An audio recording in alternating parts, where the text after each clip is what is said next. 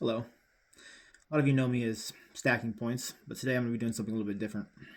I'm going to be preaching. I'm going to be doing some preaching on Matthew chapter 7, the two ways of life, and the way into the kingdom.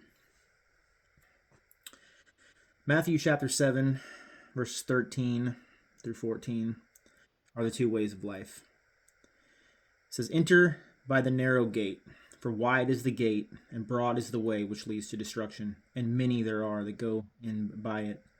Because narrow is the gate, and difficult is the way which leads to life, and few there are that find it." We have two paths there. One is a narrow path, one is a broad path. And the way I see this is what makes a path narrow or broad is what's being traveled by it. If you have a singular person traveling a path and they're walking, that path's going to be narrow. Where if you're driving a car through a path, that makes it broad. So it's a matter of what you're traveling with down this road. If you are traveling with your works, you're going to be traveling the broad road. A lot of people think this verse means, the people that are living it up on their sinful ways, and that's not the reality. The reality is the broad road are those who are trusting in their works, their charity, their goodwill, their church attendance, their anything at all that is not the finished work of Christ.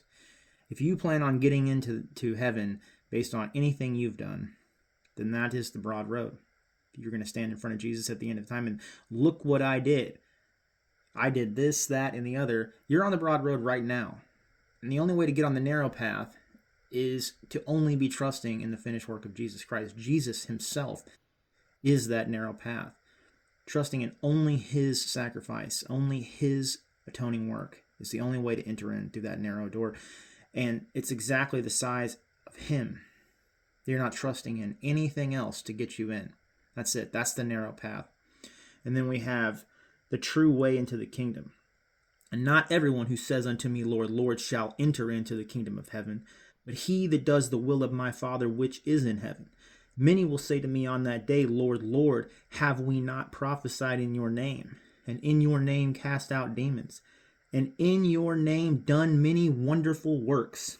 There it is again, the works. And I will declare unto them, I never knew you. Depart from me, you workers of lawlessness. Now let's go back